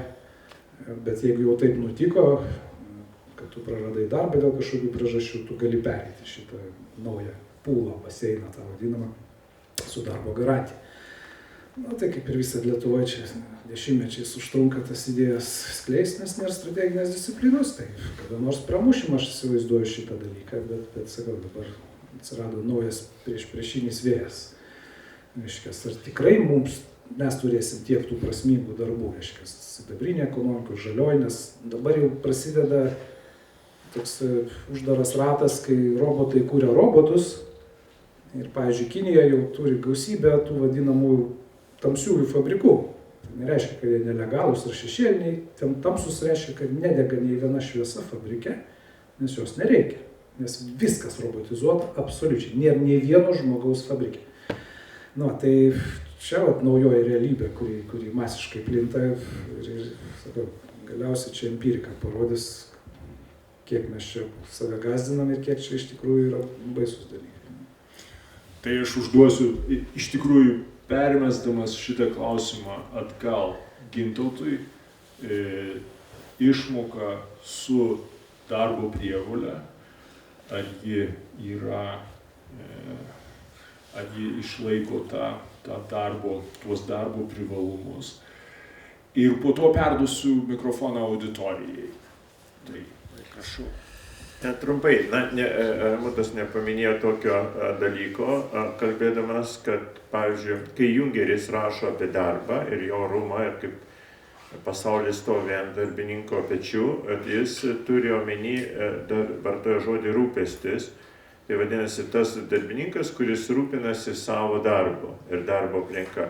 Dabar, kai iš plytelių čia buvo paminėta ta metafora, atlieka prievolę iš plytelių išlupti žolytės, tai aš pagalvoju, tai yra labai du skirtingi dalykai. Vienas dalykas yra kiemsargis, plačiaja prasme gerąja, kuris rūpinasi ir supranta savo teritoriją kaip jo sodą ir kaip jo erdvę, ir jis šitas žolelės išskus, todėl kad jam tai suteikia ir orumą, ir džiaugsmą, ir supratimą, kad pasaulis aplinkui tvirtas ir gražus.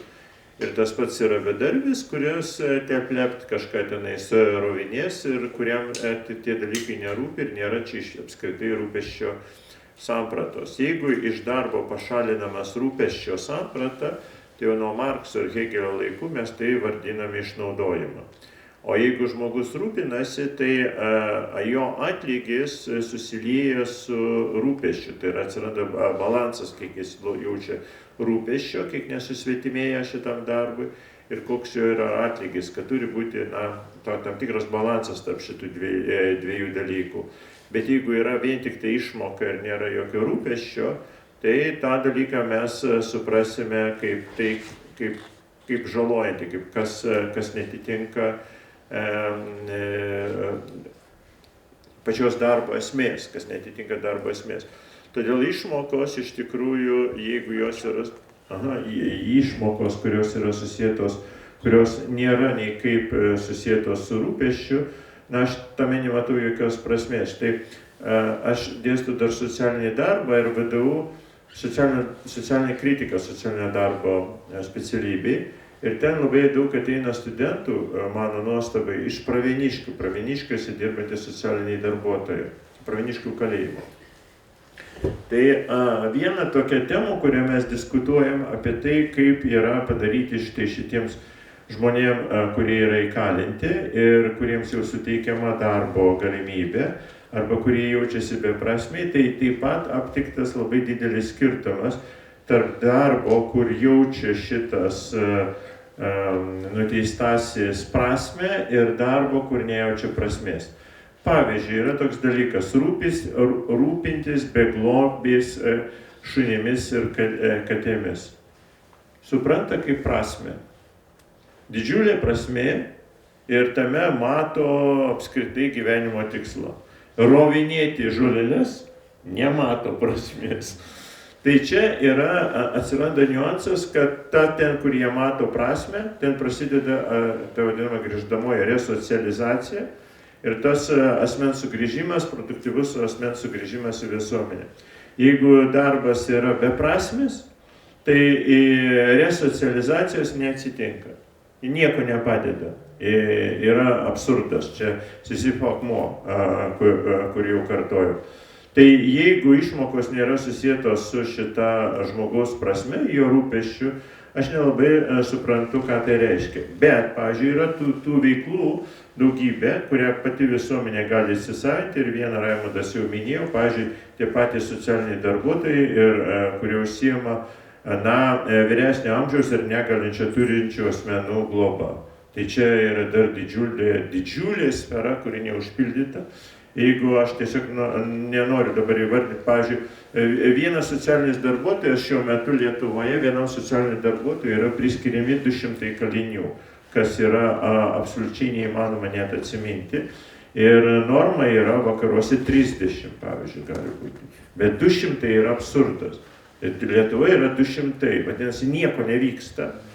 Bet tai yra techniškai sprendžiama, štai jums dar trigubai galima padidinti, jeigu jie jaus tame prasme. Tam tikrą aš matau šioje vietoje adaptacijos mechanizmą, kuris galėtų būti suprastas ir kad pati visuomenė gali susireguliuoti iš beprasmio ir darbo, kuriame nėra jokio rūpesčio, į tai, kad atsiranda ta dedamoji rūpesčio ir prasmės. Ir mano manimu, čia yra tik tai sureguliavimo, pats sureguliavimas. Aišku, kad tai neišspręs tos temos, kadangi tų socialinių darbuotojų ar tenais globos rūpybos skyriuose dirbančių asmenų, turinčių kažkokį tai vienokį ar kitokį išsilavinimą, ar ta kūrybinė sfera tikrai nepriims tiek daug žmonių, kiek gali būti išlaisvinta, ir tos nuosėdos visuomenės netiks šitam darbui, kurį aš įvardijau. Tai vis tiek tik iš dalies adaptuos minėtas problemas.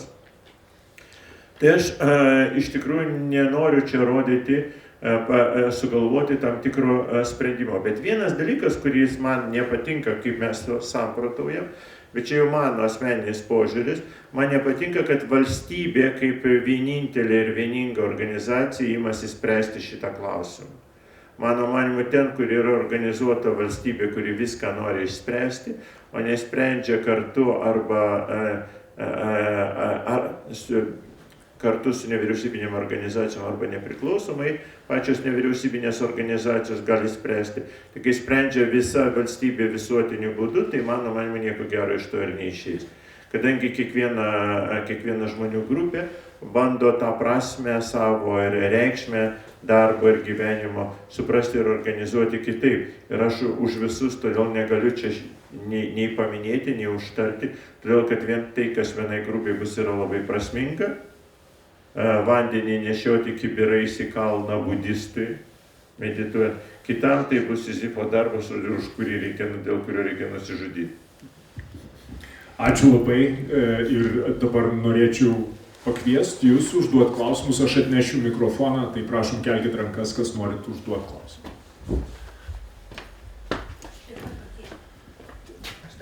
Tai pirmiausia jūs, paskui jūs. Ne? Prašau. Labą dieną. Norėčiau paklausti apie JAV milijardieriaus Peterio Tylio įtaką, kuris padėjo prezidentui Trumpui ateiti į valdžią, įtaka pasaulio ekonomikai struktūrai. Nes pagal Povilą Aleksandravičių, reiškia, yra taip galvojama, kad jis žada sukurti 5000 kaip UAB, kad nebus valstybių ir toliau kažkas toliau. Ir kad tai yra Jėzus Kristus. Ir apskritai, kas tai yra jis, ką jis gali mums padaryti. Ačiū.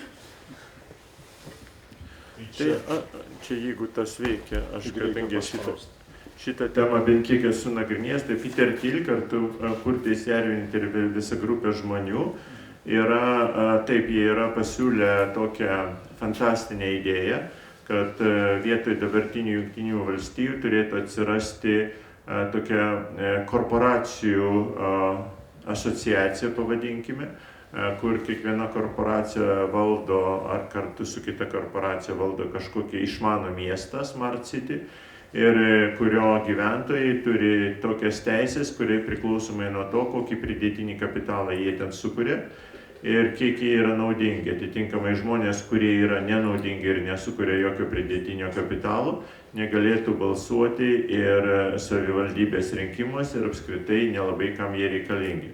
O kur sukišti visus kitus žmonės, tai sako, žinot, mūsų galimybės technologinės yra tokios didelės, kad mes jums tikrai sukursime po mažą kambariuką, padėsime po kompiuterinį ekraną, galėsite žaisti ir žiūrėti ir dar duosim nemokamų bandelių, tik tai neprieštaraukit.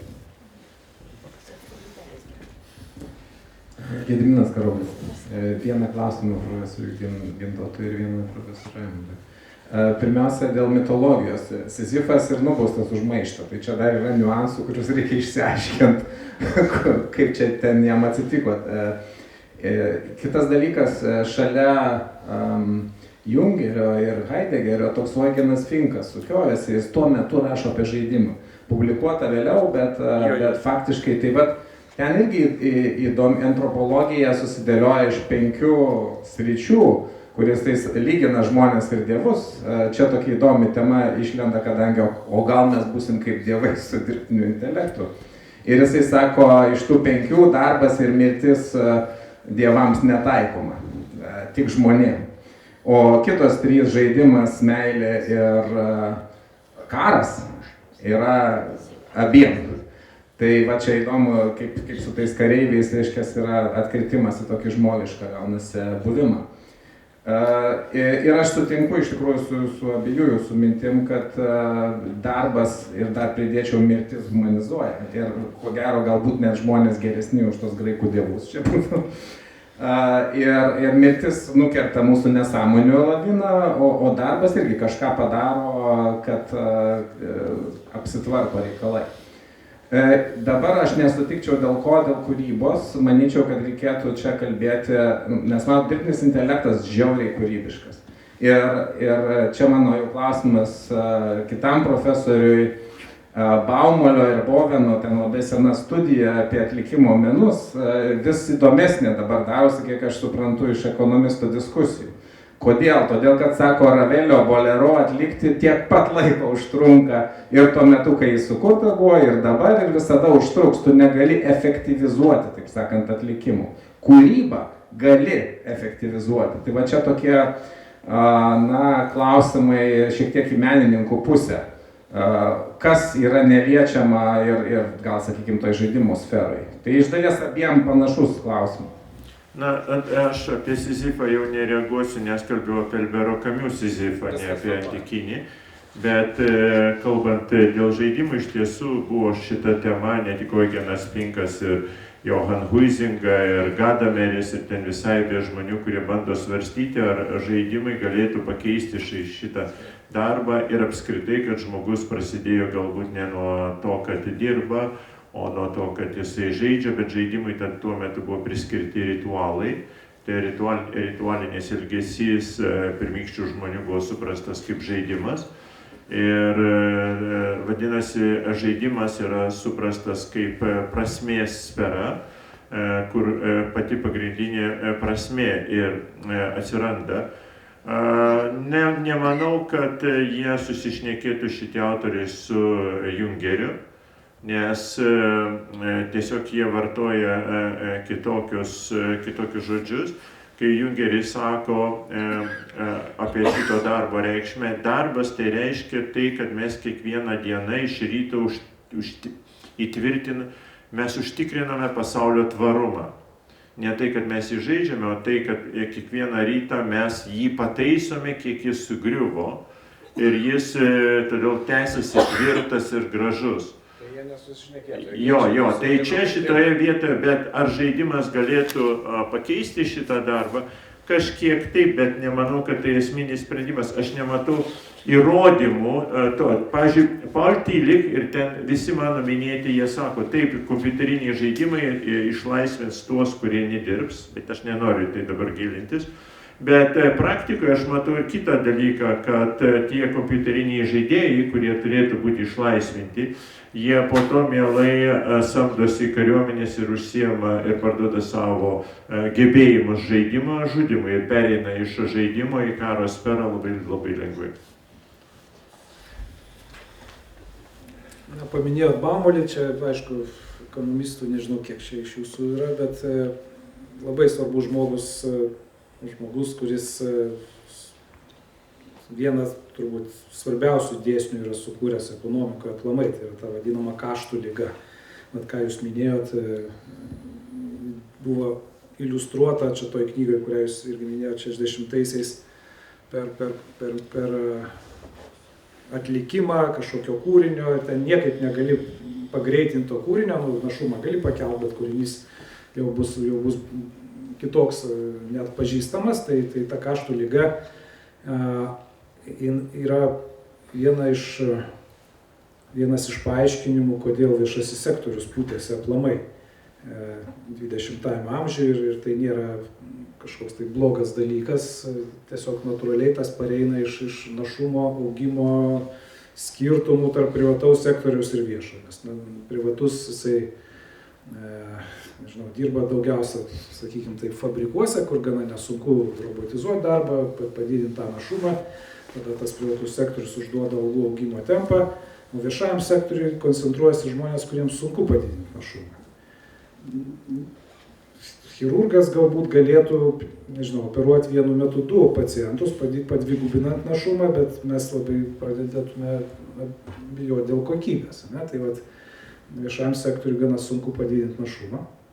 Todėl norėdami turėti tą patį produktą kiekio prasme, turi didėti santykinis viešojo sektoriaus dydis. Ekonomistams čia gal sunkiau tą suprast, bet logika čia yra neužmušama. Bet apie švietimą, pavyzdžiui, apie ugdymą. Ar ugdymas yra atlikimo menas? Joks dirbtinis intelektas gali čia išugdyti? Tai vėlgi nėra taip beviltiška. Pradinėse klasėse, kur reikia prieiti kiekvienam vaikučiui pavedžioti rankytę, kad parašytų pirmą raidelę A. Sunku padidinti našumą, nes turi būti kažkoks protingas moksleivių santykis su vienam mokytojui, maks 30 turbūt klasėje, po to pradeda kokybė kristi.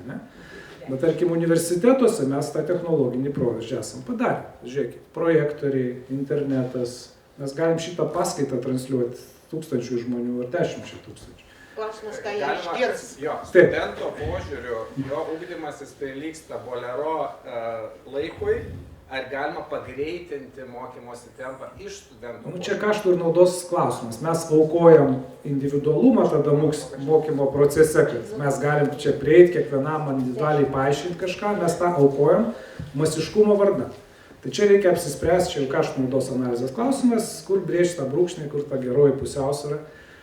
Bet jeigu paimsim biurokrato darbą, mediko darbą, mokyklos, gana sunku, policija ir taip toliau, sunku tą našumą didinti. Aišku, nebeviltiška, nes ir toj pačioj medicinoje, švietime atsirado technologijos ir bus policininkų pagalbininkai robokopų pavidalu, visa tai bus, bet ačiū, kad Baumolį priminėt, nes net tarp ekonomistų tai žmogus, kuris retai girdimas, jis aišku nugyveno ilgą gyvenimą, ne taip senai čia ir mirė, turbūt 90 kelių metų, bet tai buvo vienas iš genijų, kaip sakė, mūsų moksle.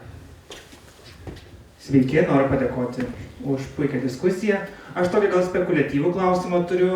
O kalbant apie darbą kaip apie užimtumą, gal čia keisis ta pati užimtumo forma, kad mes dabar mokomės iki 18 mokykloje, gal mokysimės iki 30, paskui priverstinai arba tenais privalomai keliausime aplink pasaulį 20 metų, paskui vietoj dekretų turėsime ne 2 metus, o ten 18 metų. Ir skaitysimės, kad jau ir atlikome kaip ir savo gyvenimą ir išeisime ankstyvę pensiją, nes, kaip aš suprantu, robotams turbūt nereikės mokėti atlyginimų, jie gal mokės mokesčius, tas valstybės biudžetas, jisai bus, įsivaizduokime, kad kažkoks beribis ir visiems užteks to bendrojo turto. Ačiū. Ja, čia tema, kuri, nežinau, švietimo sektoriui labai kontroversiška, nes yra žmonių, kurie sako, kad jau dabar aukštasis mokslas yra pasiekęs tokį socialinio švaistymo lygį, kad jau daugiau nėra kur. Kuria prasme, kad, Brianas Kaplanas visą knygą apie tai parašė,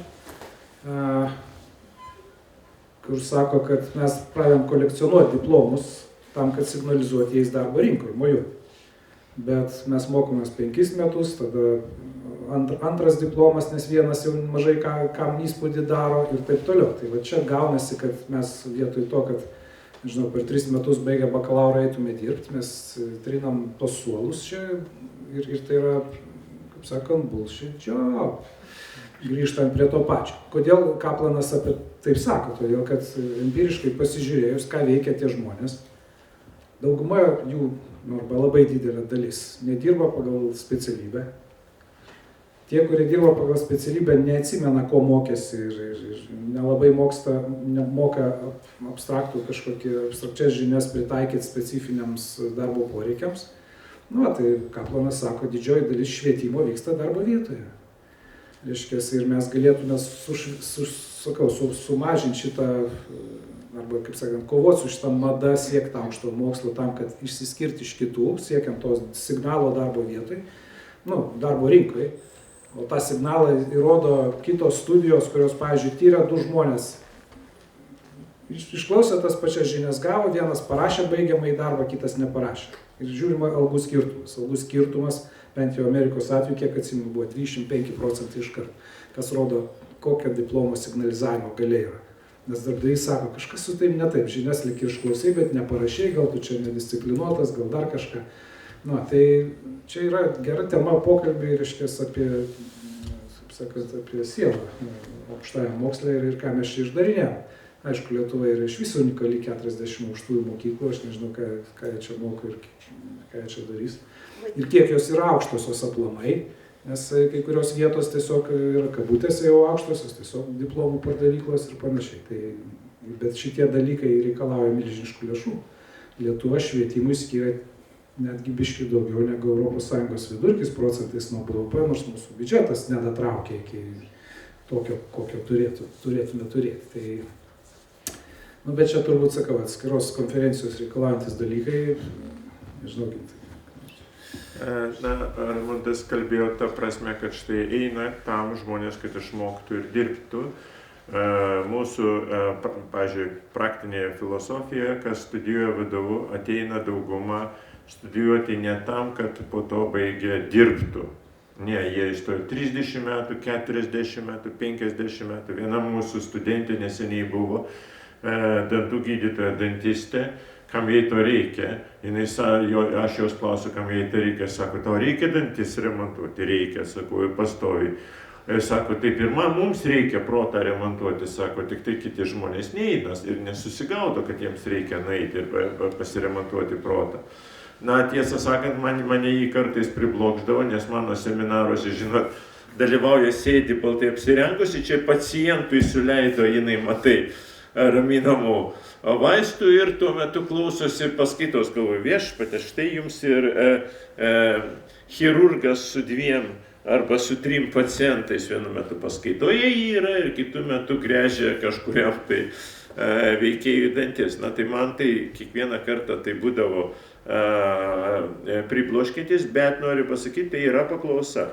Aišku, tą paklausą sunku dabar pamatuoti pasiūlos paklausos finansiniais mechanizmais, nes per dotacijos jau čia valstybės minėtas yra iškreiptas vaizdas, mes neturime aiškaus supratimo, kiek žmonės yra pasiryžę mokėti ir kiek tą galėtų padaryti, bet mokymasis, bent jau mūsų atveju, beveik nėra susijęs su tuo, kad mokausi todėl, kad dirbsiu. Nėra ryšio tarp mokymosi ir darbo. Paskutinis klausimas, Vaidai. Sveiki, aš esu dar Singularity University baigęs, šiaip tarp kitko 5 žmonės Lietuvoje, tai gerai, kad tos idėjos čia ateina iki Lietuvos ir diskutuojam, ir tie robotai visi jau kažkaip tai mentaliai padeda suprasti tą situaciją labiau, bet aš galvoju, kad jeigu laikom, kad organizmas, jisai ne tik gali būti biologinis, bet ir mechaninis, tai yra tiesiog kažkokia sistema sudėtinga, procesualinė, tai žodžiu, tai mes turim tokią situaciją, kad biologiniai organizmai konkuruoja su mechaniniais.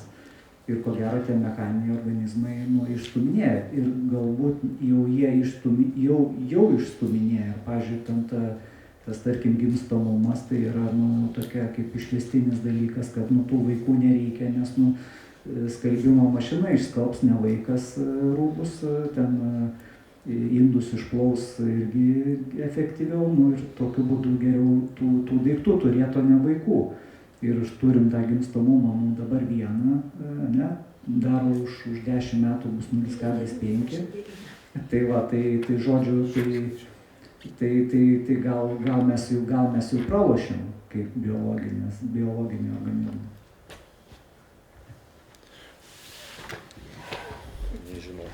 Čia didysis klausimas, ar mums pasiduoti, ar kovoti su tuo. Kaip ir su klimato kaita, vieni sako, dar reikia kovoti, kiti sako, jau vėlų reikia pasiduoti ir kurti kažkokius adaptacinius mechanizmus. Tai čia žmonijoje keli keliai.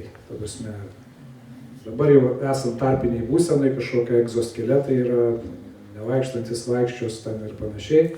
Kada nors mūsų smegenys nuskanuos, perkels į serverius ir mes galėsim bendrauti be fizinių kūnų.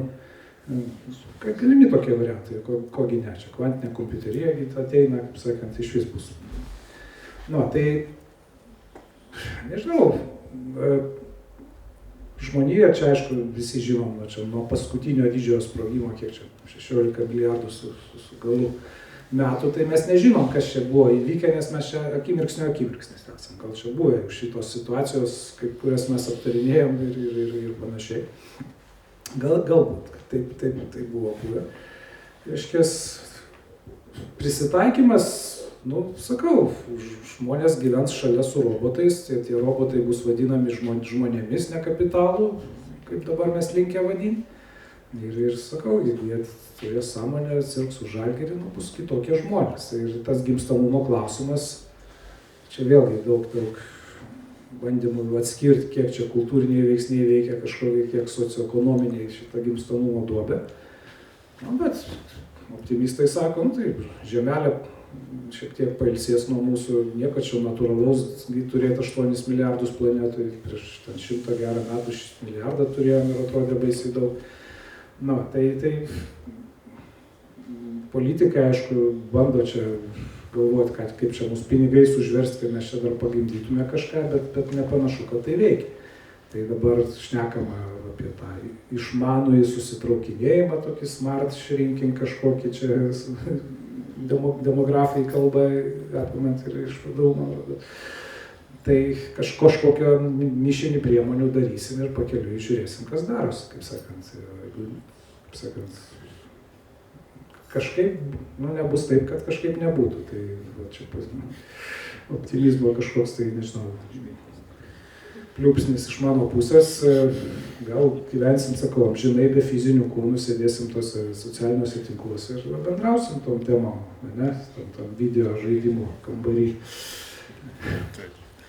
Na kągi, tai ačiū labai auditorijai, ačiū pašnekovams ir ačiū Vytauto didžiojo universitetui, kuris suteikia mums galimybę apie tai diskutuoti. Aš tikiuosi, buvo įdomu ir galėsit šį pokalbį matyti ir YouTube po kokios savaitės. Ačiū labai.